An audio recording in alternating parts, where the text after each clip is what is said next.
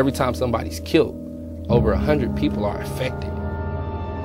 We live out here. We don't talk to each other. Black leaders are now meeting with Mayor Ballard.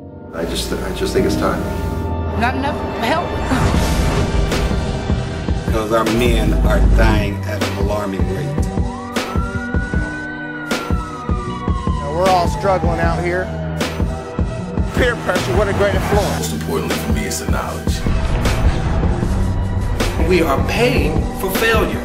How do we justify paying for failure? You don't have to be in this position. You gotta face fear. I'm blessed to be alive. I'm blessed to see another year. 4 SWAT officers shot. Dying over pennies. Making poor decisions. Well, the risk is all on me. I done did 15 years out of my life locked up. The young people just want somebody to care about them. Thank you, Chief. We just trying to survive.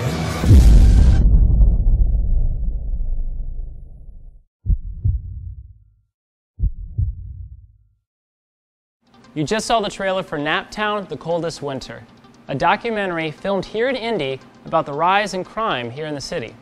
I'm here with producers James W. Carey III and Real CTV's own TJ to talk about the film. TJ, let's start with you. Tell us about that title, Naptown, The Coldest Winter. How'd you come up with that? Well, actually, 2013 was one of the coldest winters in history for the city of Indianapolis. As we thought that would probably lower the crime rate, it didn't. It was at an all-time high. So we decided to kind of take matters into our own hands and kind of shed some awareness about the violence that went on in the city this winter.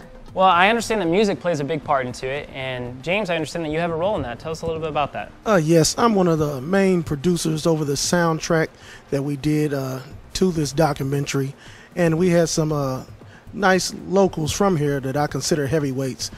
Some as Maya Evans, Drew Illy, Jimmy Mack, Grammy Award winning Raheem Devon, and Indy's own Mike Epps is on the soundtrack as well. A few of the artists, but they came in and they pitched in a beautiful soundtrack that fits quite superbly to what we're talking about. Well, it's a very heavy topic, and I'm sure you got to meet lots of people. How did this story impact you? What did you take away from it? Well, what it did to me was realize that everyone cares. Even if they act on it like they don't or perceive as they do, at one time, even if they go to sleep, they think about it, they care. And when they see that you care, they're willing to show that they care. So who did you end up interviewing for this documentary? Oh man, it was wonderful.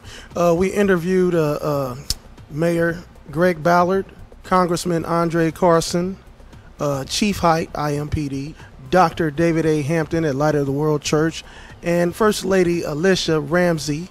And we also had the 10-Point Coalition that played a big part in it.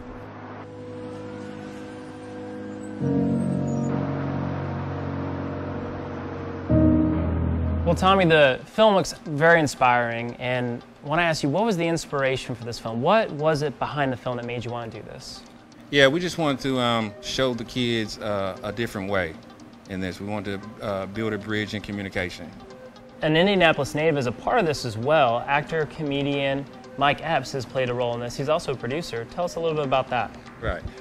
Mike Epps is a childhood friend of mine. I asked him to come along on this project to just narrate it, and because he's been through most of the things that the young people today are going through. He's went through IPS schools. He was out on the streets. He was in one of those positions where he could have been a victim of the gun violence or one of the people that ended up in the penitentiary. But he changed his life around, and we felt like that would be a good story to tell the people of Indianapolis. There's been obviously a rise in the violence here in the city of Indianapolis. What do you think might be at the cause of that? It's just a lot of misunderstood. It's like a large, it's a generation that's missing. You know, everybody's kind of going for themselves. You know, and I think it's a lot of the love is still there. It's just misguided. It's misdirected.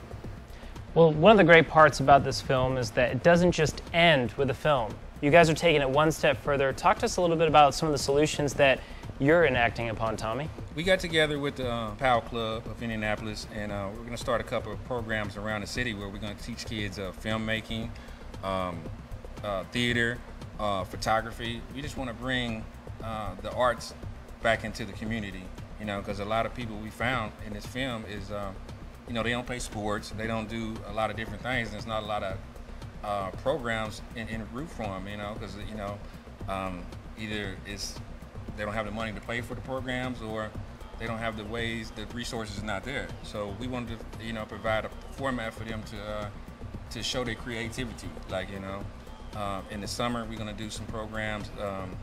It should be a nice look for them. Keep watching Real Scene TV for updates on 360 Media's documentary, Naptown, the Coldest